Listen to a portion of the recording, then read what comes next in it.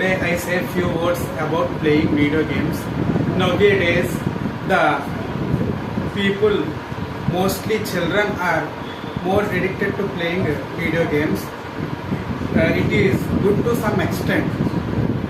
So, with the playing of video games, the children may develop positive attitude skills, and they develop the more accuracy on the present technology.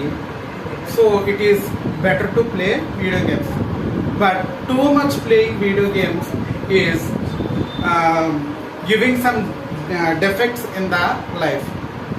The defects mainly is about the sleep.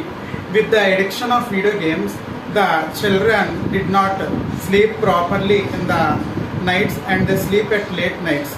So with the addiction of video games, the children will not play in the outdoor games. Will not play outdoor games. They play only indoor video games only. With that effect, they felt obesity. They suffer with obesity and so many side effects. So the video games also give knowledge, but they give two defects with the playing of the video games. So they, with the addiction, more addiction of video games, they did not focus on their studies and career and academic works, etc.